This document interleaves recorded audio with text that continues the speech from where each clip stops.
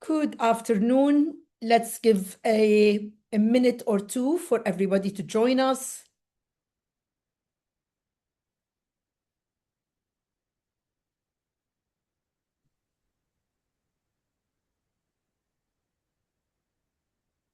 Okay.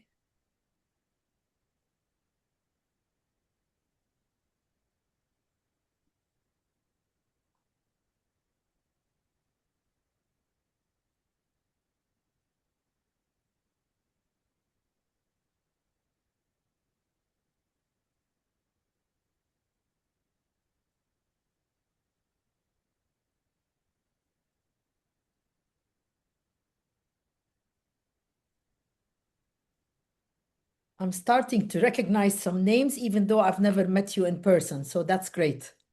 Just looking at the attendance.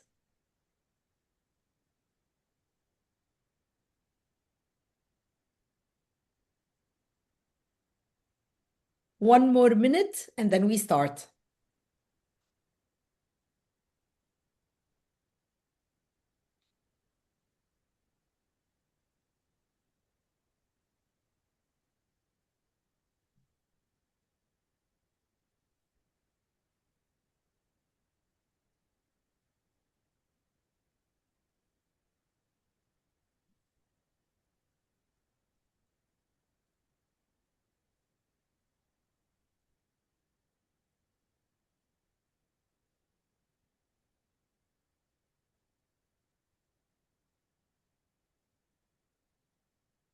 Okay, and that's 4:02 and we start. Good afternoon, everyone.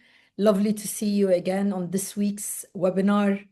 Today, really, we've covered quite a lot of different topics over the past 2.5 months now. And today, really, we're moving the conversation way much closer to all of us.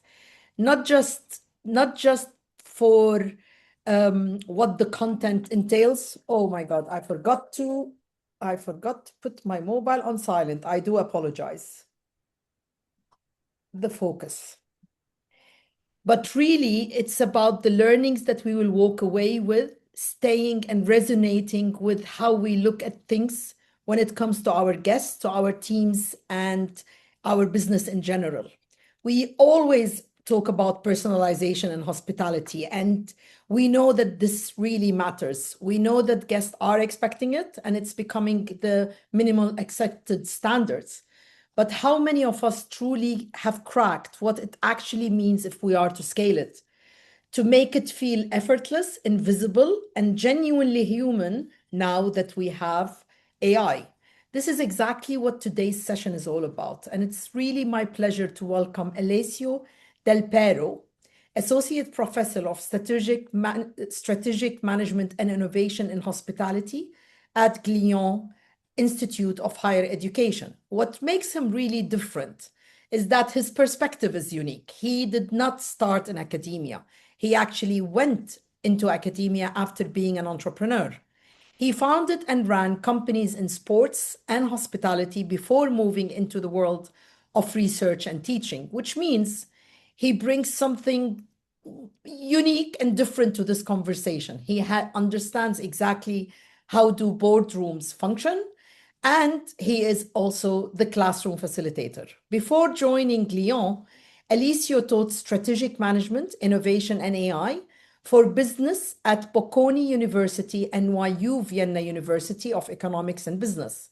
His research is focused on how companies combine knowledge to innovate, and more specifically, how digital technologies and AI are reshaping creativity and innovation at every level of our organizations. He holds an MBA from Rotman School of Management and a PhD in Business Administration and Management from Bocconi University. The credentials, ah, acceptable, Alessio. I think, knowing what it takes to get a PhD is quite impressive. But I think what is more impressive is, other than his rhythmic Italian accent, is how he explains complex ideas with much simplicity. With that said, and before I leave the floor to Alessio to start today's session, Just a small reminder and a housekeeping notes. As you very well know, this is a webinar session. However, both your audiovisual can be enabled the moment you raise your hand. So you raise your hand at any time during today's masterclass, and we will stop and bring you into the conversation if you have raised your hands. Alternatively, feel free to ask at any time through the Q&A. Ask the questions that you would like me to share with Alicio on your behalf. So two ways of asking questions to ensure that we really walk away with what can we apply immediately after today's masterclass. It's not about just being here, it's about what can I take back to my day-to-day life with. With that said, I become your voice of God now, Alicio. So I leave you in peace and look forward to today's masterclass. Thank you very much, Alicio. Thank you. Thanks, Mona, for inviting me, and good afternoon, everybody. And it's a pleasure to be here. And let me mention that I've prepared a little bit of an introduction slide about myself, but Mona did a great job, so I'm going to skip this one because you flattered me enough. But it's really an honor and a privilege to be here with you. And as Mona mentioned, feel free to interrupt me and raise your hand at any time. Actually, I will ask you to raise your hand because I have some questions for you as well as we go through this topic. But if something isn't clear or you have doubts, anytime, feel free to interrupt me. And if I don't see your hand, feel free to jump in the conversation and just state your questions or doubts. So before delving into today's topic, let me set a little bit the stage. I would like to clarify with you what I mean with AI in this session and how I conceive AI for the topics that are going to be treated today. And I want to do that by having a little bit of a survey with you. So I ask you to maybe answer these questions in the chat with a yes or a no. And the question is as follows. This is the setting. You ask a bot to send an happy birthday mail with a 10% discount code to every guest on the morning of their birthday. Do you think that this is AI usage or not? Who thinks that this is an application of AI and who thinks it's not? Can you please answer in the chat?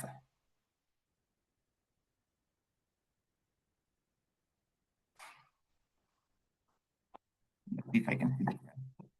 Yeah.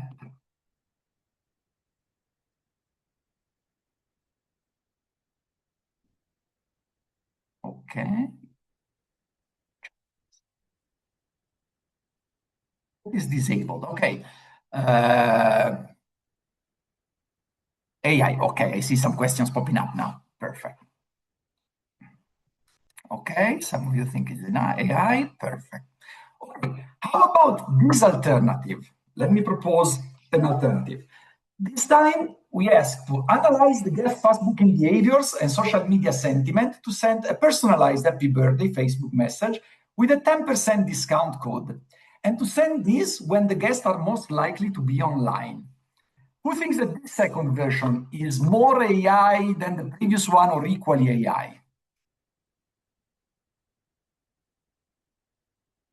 This is AI too. Perfect. Okay. So the way I conceive, or the way technicians conceive AI, the second one is an application of the AI. The second one is not. The second one is technically what we call automation. The second one is what we call augmentation, which is when you start using artificial intelligence to generate action. And let me ask you, what could be the difference, the contextual difference between these two sentences?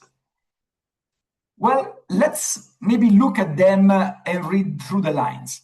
If you look at the first one, basically, sending an happy birthday message with a 10% discount on a given day, it's an action that can be simply automated because you have a deterministic input and a deterministic output, and you simply can set that even in your CRM, even if the CRM is not AI empowered. The second one, instead, is a more probabilistic approach. It implies an analysis of the guest past behavior and the social media sentiment, and it has also the bot or the technology behind to send this message when the guest is most likely to be online, which is not a sure thing. It's not something that is deterministic. It's something that the technology has to kind of evaluate and come up with a potential probabilistic assumption on when the guest can or cannot be online. And why have I brought this on stage? Well, the reason is very simple. This session will all be about AI intended as in the second example. So on dealing with large data and data analysis in a probabilistic way. So dealing with something where the answer is not known and not assured to be consistent. It's something that changes, and it's something that is guessed in a probabilistic way and not known in a deterministic way. And by the way, the large language models that most of you are dealing with, for example, ChatGPT, Gemini, Claude, those are the tip of the iceberg of this kind of technology. This is how you usually interact with the technology, but the bulk of the technology is the data analysis, the predictions that you can make with data analysis, and the efficiency that you can leverage this technology for in analyzing large data. I hope that this makes sense for everybody. It was a necessary premise in order to understand what is coming next, okay? So for us, AI will be something that has to do with uncertainty and kind of predicting uncertain behavior. And let's now enter into today's session, which is basically how can we use AI in hospitality, and mainly focusing on the marketing and sales approach. And if you look at the title of these slides, I have provocative included from a science fiction movie, because what I'm gonna propose today is gonna be quite radical, and industries are still at the very early stage with the experimentation with the technology in that direction. So what I wanna do is more puzzle you and give you some food for thoughts that hopefully can sparkle your interest in knowing more about this technology, rather than give you, like some nitty-gritty applications of what, you can do on a very trivial base, so to say. And let me start with another question. I mean, the audience here is mainly marketing and sales people, so I would assume that you're all familiar with the concept of personas, right?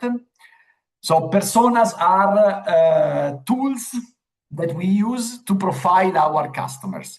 For example, the persona that I've chosen here in this example is Ben. Ben is a traveler. He is 42 years old. He's a senior consultant. He's tech savvy. And we, in marketing and sales, usually use this persona in order to group our customers in clusters and find common needs that these customers might have so that we can propose solutions to fulfill these needs.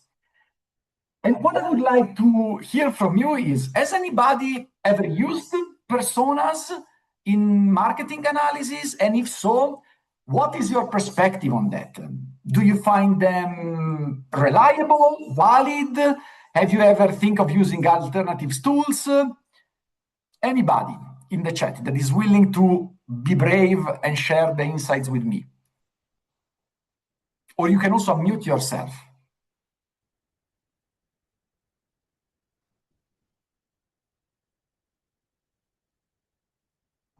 If nobody is brave, then I will give you my perspective, but I wanted to hear from you first. I see no hands raised, Alessio, and I don't have any statements in the Q&A. Okay, then I will give you my perspective on the use of persona. I think that persona have been the best tools that we could use to entangle the customer needs and to profile our customers, but they have some important limitations. And these limitations have to do mainly with three aspects. The first one, they're very broadly defined and kind of sometimes absent. So we try to use personas to group customers. But if we are talking about personalization, which is the topic of today, how can we propose personalized solution if the very tool that we use to profile customers is at the group level? We can only propose personalized solutions to the group level, not to the individual customers within each cluster. So this is one of the main limitations of personas. The second one is that we tend to stick to these personas for a long time, but customers' needs change, trends evolve, and companies tend not to update the profile of their customers. The final aspect is that investigating the needs of personas and going and talk to them, it's very costly and it requires a lot of time. And oftentimes, by the time you get the results of your investigations with persona, the trends have changed and the needs have changed. So what can we do? How can we leverage artificial intelligence for knowing our customers better? Well, let me propose this. Imagine you could talk with each of your customers real time, anytime you wish, anytime you have a doubt, and you could do that efficiently with any of your guests, with any of your customers or 10 guests. Well, that would be a great advantage to extract exactly the information that you need and to profile each person at the very individual level. Now, this might sound like a huge hurdle because, if you have thousands of customers, speaking to each one of them, it's even harder and costlier than having to do with persona. But now the trend is creating digital twins of customers. So what do we mean with digital twins? You might be familiar with the idea of digital twins of products, which is basically replicating the product so that one can experiment with adjustments of the product in the virtual environment before trying that in a practical environment. The same concept applies to customers. Having a digital customers means basically that you can interact with a customer or with a digital twin of the customer at the granular level anytime you want, and you can test what works for that customers and what does not without having the real person involved in the process. So imagine having this ability and imagine using this for your sales. Okay, this would give you great opportunities in terms of testing without risk what works and what doesn't work. Predict what could be churning points or frictions that you might have in your customers with your customers, or that the customer might experience in his or her journey. And it can really allow you to personalize what you propose to the customer given his or her specific and granular needs. Now, as mentioned, this is quite science fiction, so to say, and some companies are starting to experiment with that, but as often happens, the hospitality industry is lagging a little bit behind. There are some experimentations. For example, Princess Cruises offers this Ocean Medallion, is called, which is a tracking device that tracks you when you are on a ship, on a cruise ship, and they use the tracking data to predict what will be your behavior on a ship, even in the case, for example, of simply walking around the ship and going to a restaurant. Well, what they can do with this data is cross them with the mainframe that they have and suggest you maybe to go to a restaurant that is less crowded than another one. So they can kind of steer your behavior and suggest you opportunities to avoid friction points that the customer might have during the journey, for example, of reaching the restaurant. And again, this is a very basic application of digital twins. The hospitality industry is not there yet. Other industries are moving faster in this direction. For example, not long ago, a few weeks ago, Unilever has partnered with Google Cloud in order to create digital twins of customers to better understand them. But there are also tons of other smaller startup companies that are specializing in creating digital twins of guests so that people, especially in the marketing and sales department, can interact with the digital versions of their clients and figure out what their needs and pain points are. Now, I apologize for these dirty slides with all the text in this not elegant way, but I thought that it was efficient for you in the case you want to copy-paste the links and go in and explore these websites once you have the presentations in your hands. Any questions so far? Does that make sense?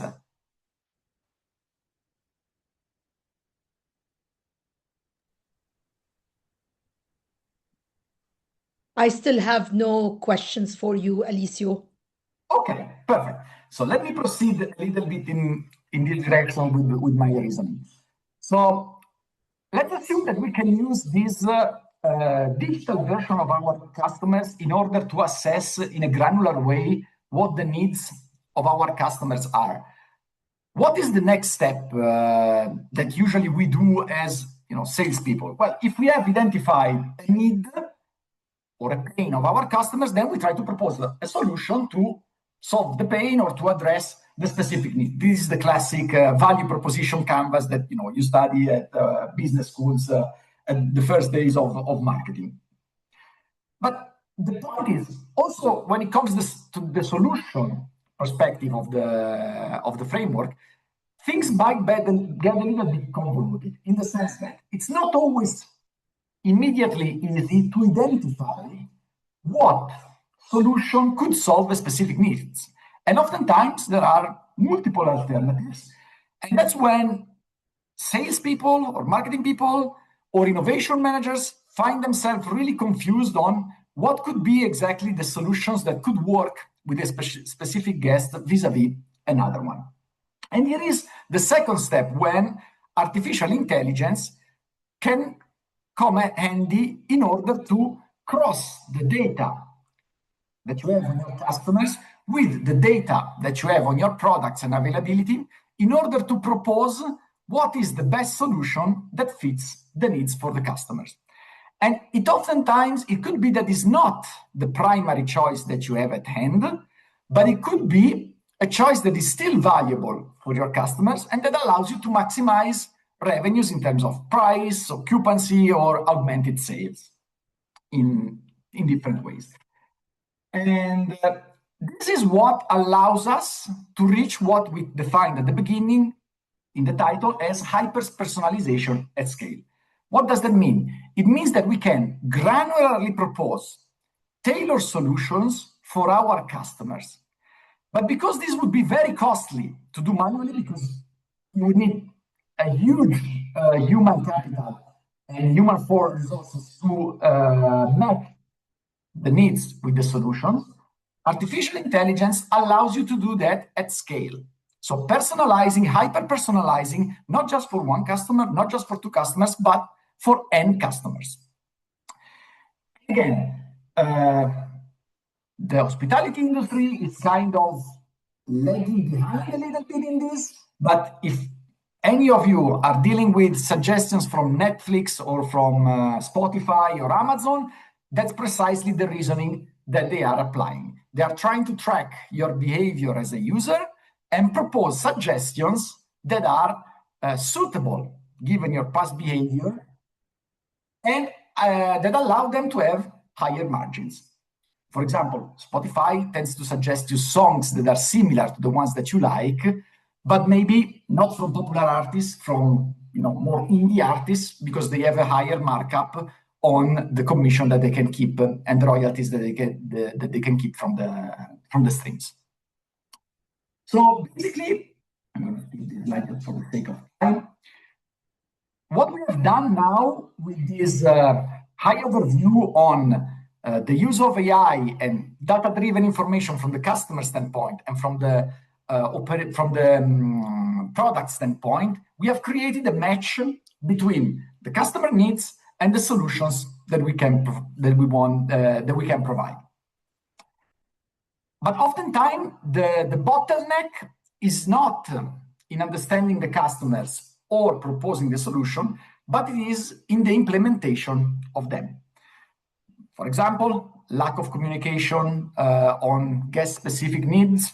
There is these particular clients who really like this really niche Japanese whiskey that is something that you don't have in the inventory, and nobody has communicated the staff to supply and to order this specific whiskey for the arrival of this customer.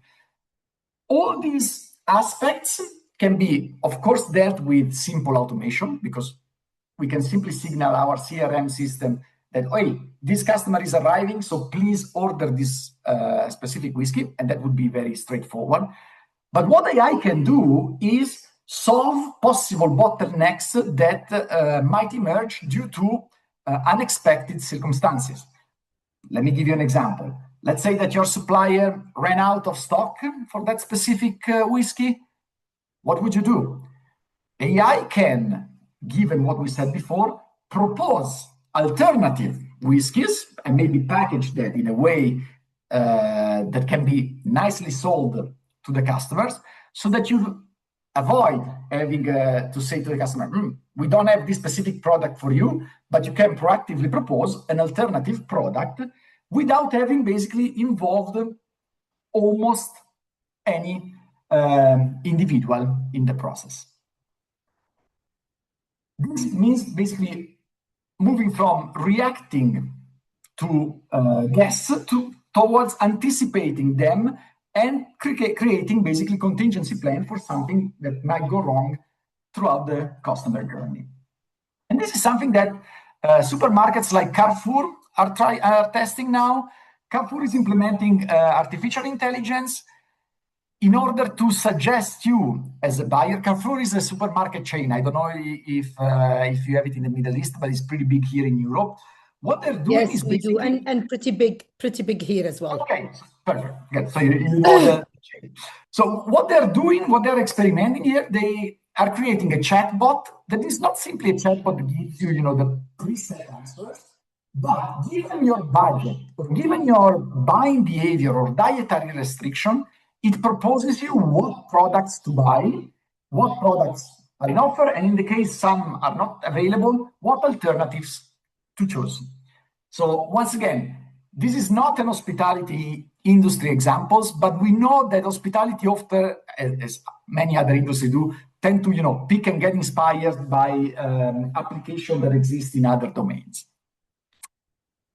Let me now close a second the loop of when it comes to artificial intelligence in terms of operations. If the technology has detected the solution for the customer and has identified where to get on how to solve this and propose this solution to the customer, for example, ordering the bottle of whiskey, do we need the human at this stage? But not necessarily. The bot can itself trigger the order for the bottle of whiskey and have it delivered directly to the hotel without any human interaction. And I'm being very provocative here because I want to bring the human back in the front seat in a little while. So don't worry, I'm not a 100% AI person fan. But I want you to first understand what would be the potential of having AI working coherently in this process.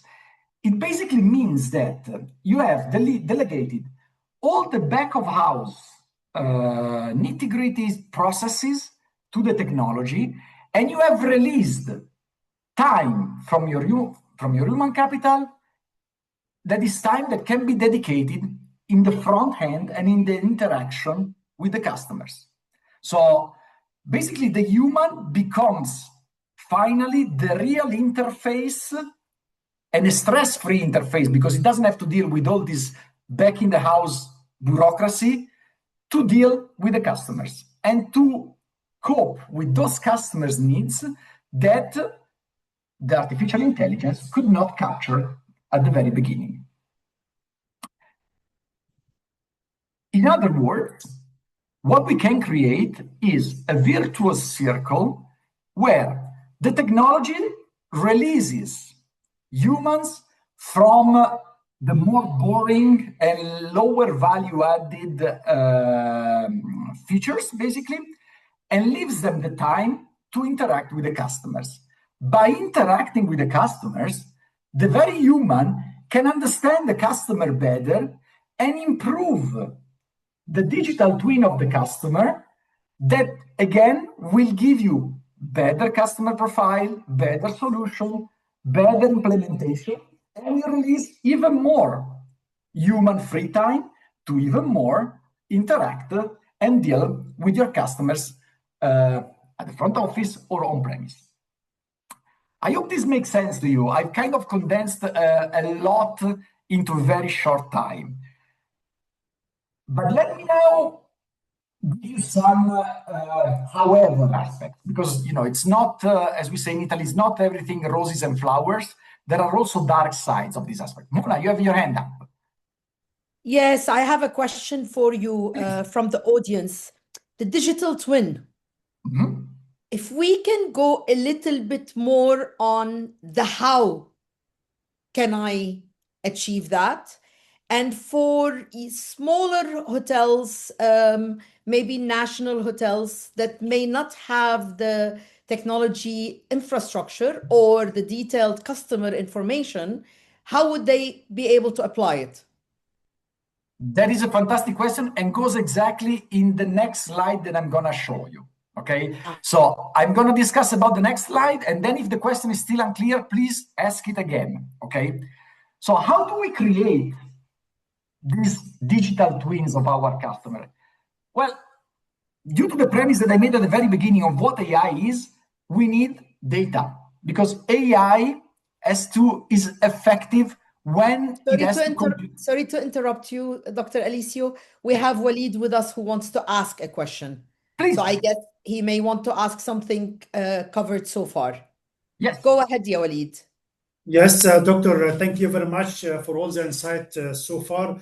If you may kindly elaborate further when it comes to the guest privacy and how can we fully utilize this fantastic tool and suggestion while being kind of mindful when it comes to guest privacy. Thank you.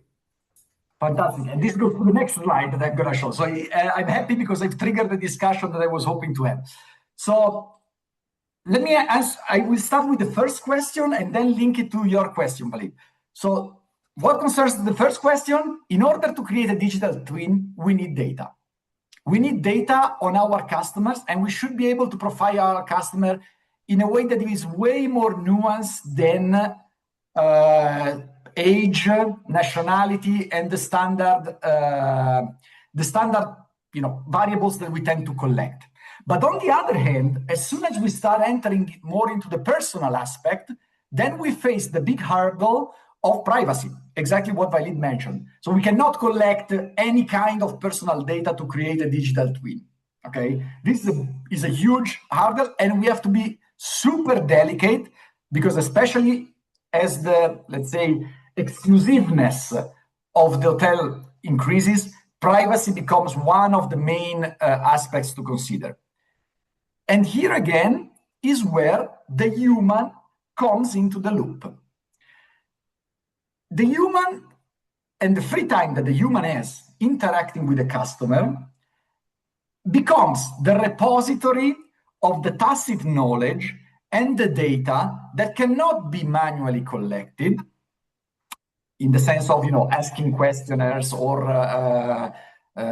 profiling customers, but is the very personal information that one can extract from the customer by observing, by interacting, which is what we intuitively we often do in our hotels, and this is what will feed basically the chatbot or the technology.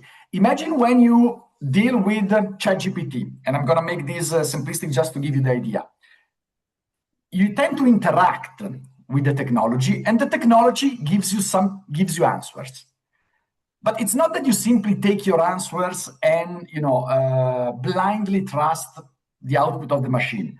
Usually, you tend to critically bring your perspective and interact with the answer in order to refine it and steer it in the direction that you as a person and your knowledge has on that specific topic that you are interacting with the machine for.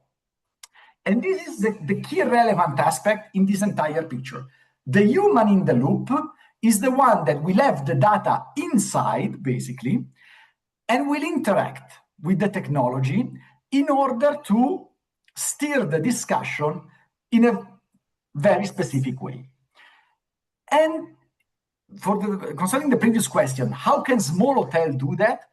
I'm pretty positive that small hotels have way more interaction with the customers and more consistent with the same people interacting with the customers than large hotel chains. So I would believe that, coming from a small hotel background, which was my family business, I would believe that the opportunity is even bigger for small hotels than for large chains, where the employee turnover is higher, and the consistency of this tacit knowledge and the knowledge of the guests embedded in the human tends to get lost.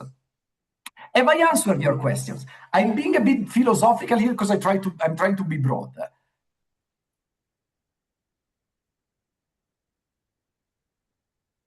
Walid?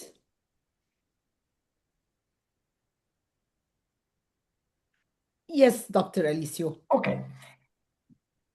So as you can see, this was exactly what I had in my slides. The first fact is, in order for this to work, you need data, and you need a company that is data ready.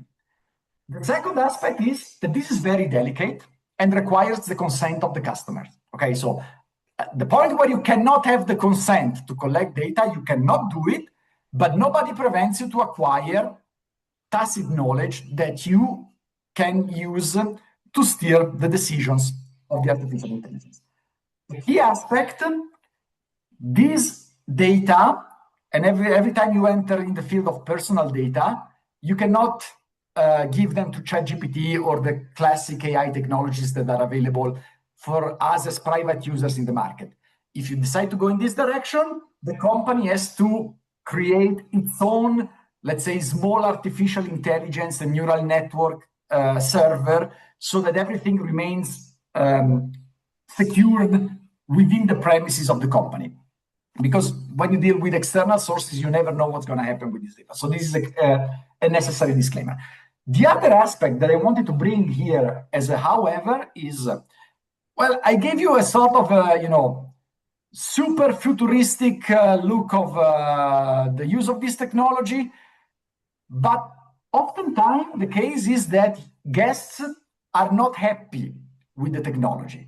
We are so overwhelmed with technology that it could be that when we go on holiday and visit a hotel, we prefer not to deal too much with the technology. That's why a key aspect, especially in luxury setting, is having this technology in the back of the house. So it's not a technology that you have to bring forth with sensors or chatbot, but it's a technology that you can use again for all those operational burdens that you have in the back of the house, so that there is basically no interaction or no direct interaction between customers and the technology, but the technology is there. The interaction is still dedicated and delegated to humans.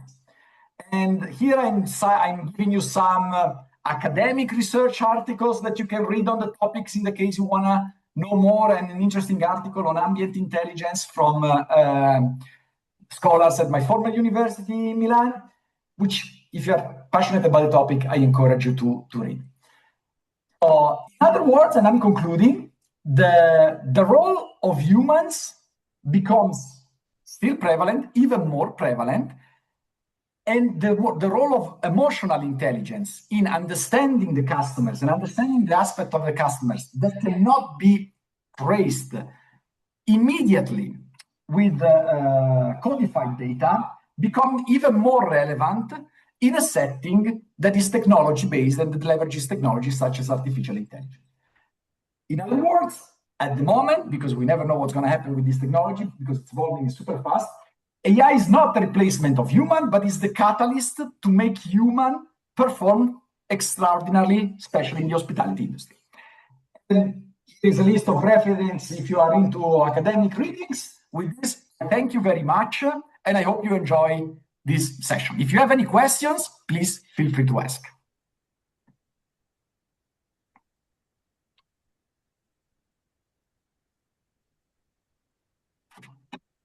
Thank you very much, Dr. Alicio. I see no questions from the audience.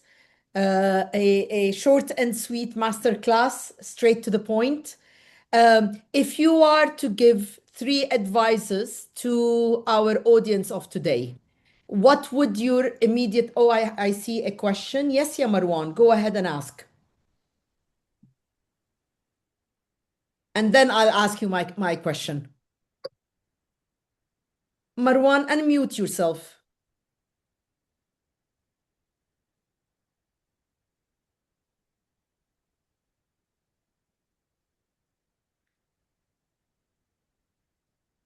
Okay, while Marwan unmutes himself so he can ask you the question directly, I have a question from the audience. Could you kindly enhance more deeply the role of the humans in regards of the collection of the data? So let me make it, really simplistic a little bit with an example. Okay, a certain customer arrives and you are at the front desk. Okay, and you've been trained because this is a high net worth individual, so he's a very delicate VIP customer. You have been informed about all of his or her background and what he or she likes. And you arrive there and you discover something that clashes with the information that you previously had, either by the marketing or sales department or by the artificial intelligence.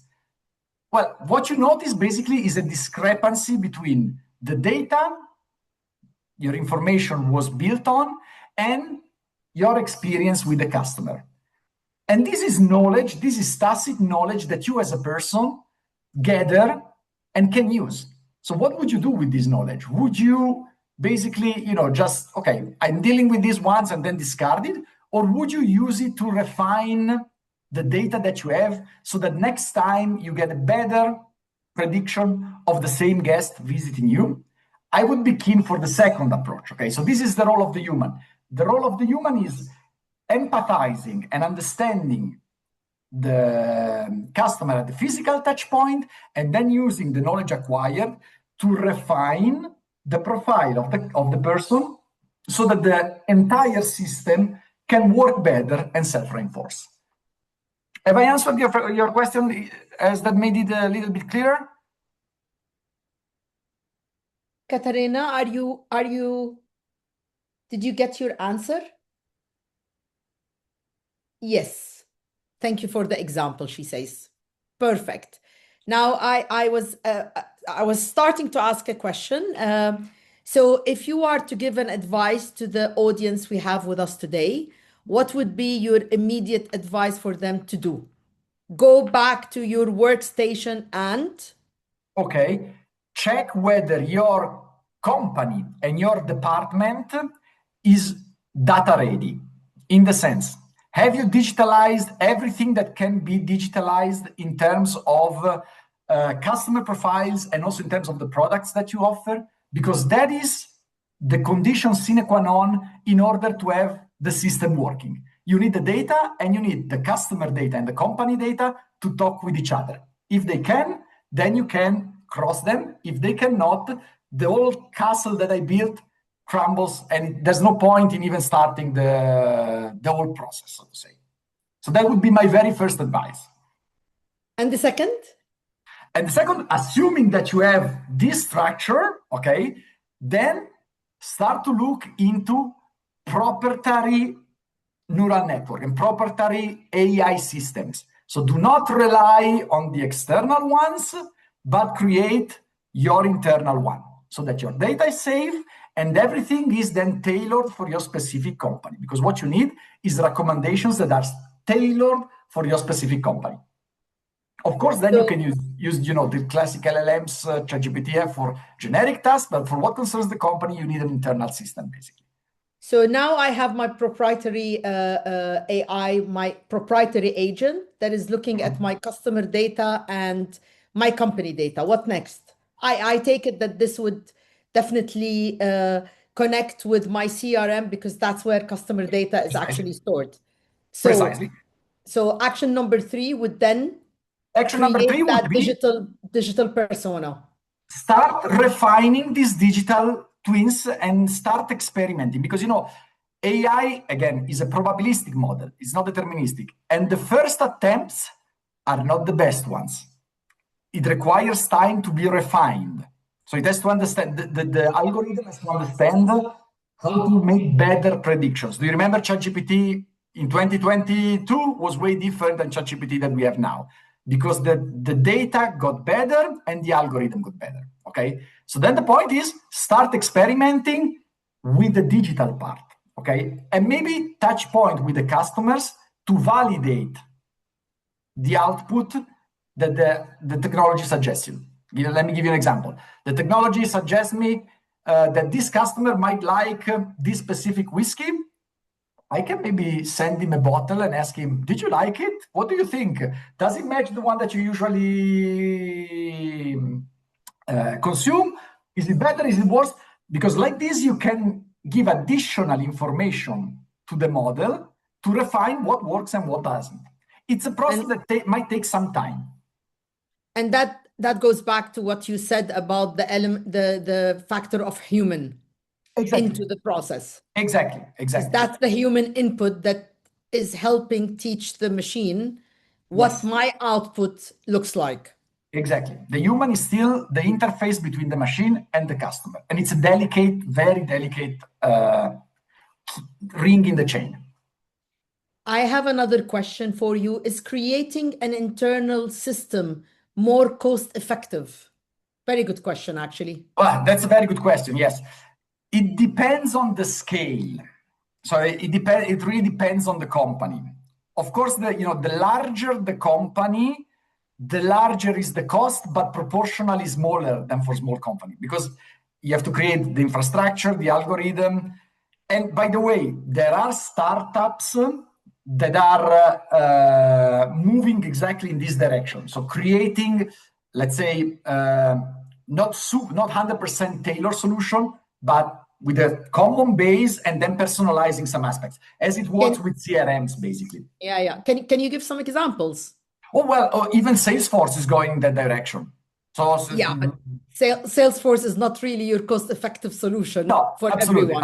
Absolutely. But there are quite several. The ones that you see in the list of links, the ugly one that I gave you, those are all smaller size. Two of them are smaller size company that are probably way more cost-effective than Salesforce. Outside of the world of the global brands, have you heard of any success stories with national chains or regional chains or smaller hotel brands? Implementing this technology, as mentioned, at the moment is very experimental. So there are experimentations ongoing. We have also some projects here at Lyon, but I cannot disclose more than that. Sure. But I wanted to give you, a very futuristic look of the technology. So what I'm giving you, companies are starting to implement that at the very basics, and then hopefully step by step increasing. I wanted to give you more the direction than what is actually 100% there already in the market. I mean, you cannot be more true, Dr. Alessio, because if we look at us as users, where we were last year versus where we are today is unreal. I don't think there is any person that does not use at least 2-3 AI apps in their day-to-day, personal and professional. I'll say something funny. You know how we ladies, we have our beauty routines, right? In the past, you used to have to read tons of content about a certain product before buying it. Now you hold the product, you take a picture, you ask Gemini and say, what is this product and how do I use it? And if this is my routine, where does it fit in my routine? And done, finished, kalas. So it's just fascinating. And I think it made all of us much, much smarter people, even in our personal needs. It's like the mobile. How did we live before the mobile? And now I say, how did we live before AI? And I was seeing a graph a couple of months ago. AI has been the technology with the fastest adoption ever. Yeah. Before that was WhatsApp.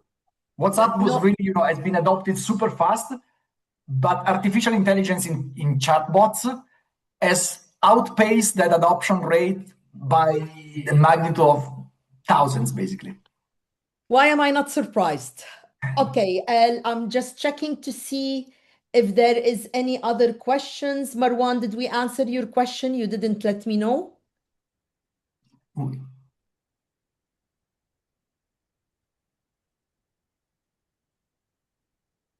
Okay, Marwan says thank you. With that said, Dr. Alicio, I say thank you very much for joining us today. Lovely audience, as usual, we like to capture your feedback now. We won't send you feedback forms after the session. Please give us 2 minutes of your time to give us your honest feedback. And while you're doing so, I would like to tell you about who knows about CHBA. Who has heard of HSMAI certifications?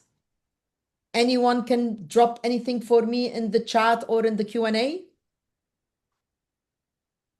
Okay, so CHBA, or the Certified Hotel Business Acumen certification of HSMAI, is one of the strongest global certifications by HSMAI. Why? Is because it actually helps the participants simulate a hotel operation in 5 hours.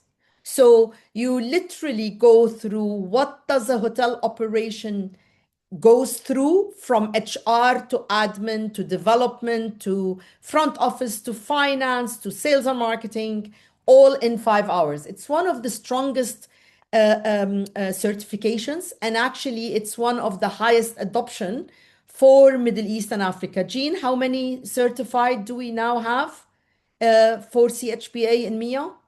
Around 140. So 140 executives across general management, because we get a lot of general manager joining us, commercial, of course, operation, F&B, finance. We even had few from housekeeping. They joined to go through the certification. Now, we can't run the certification in a masterclass, but what we're planning to do after Eid, because next week we will not have a session. It is Eid al-Adha and Eid Mubarak to all of you. We hope you enjoy a fantastic almost week off. But the week after that, we go into the CHBA certification masterclass. This is a much wider audience. Do share it. When we send you the information, do share it with your commercial, your operation, your general managers, your finance, your controllers, because it would appeal to a much, much wider audience. Are we getting feedback already, Gerastine, from the audience? Slowly getting in? Yes, we're slowly getting it. Perfect. We're leaving the feedback QR code. No, stay on the feedback QR code. So we ensure we capture everybody's input.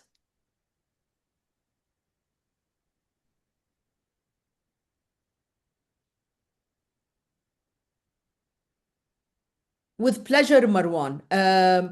Jean, after today, will share with you information about the CHPA certification. We actually do have a full review course running.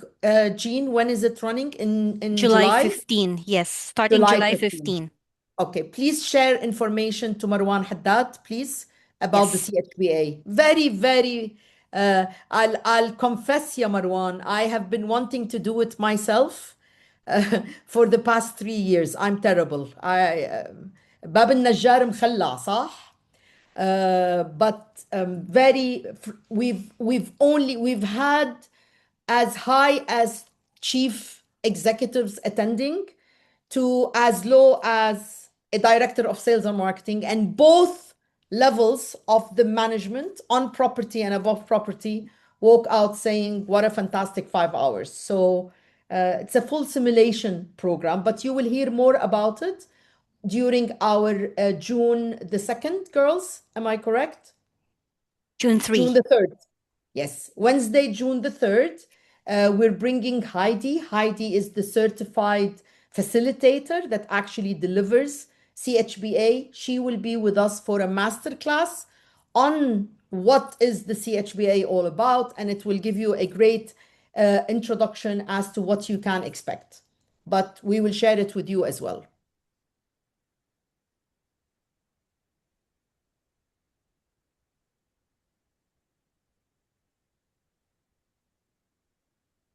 Yeah, we're still getting surveys, but some of you still have not answered the survey.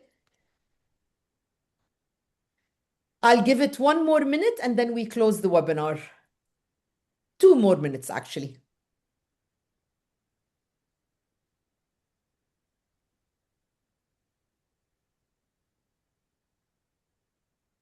I feel like a professor now. I'm looking at my screen, looking at you, and then I have another screen with attendance and questions and chat and yeah, keeping an eye on everything, right? Yes. And you know, we kind of got used with this during COVID, with these virtual things, which, by the way, are super cool because it's a great opportunity to organize. I work with 3 screens at any Okay. given point in time. So yeah, I have my screens set up. And now I need maybe a 4th one just for AI. Yep. You're welcome, Riza.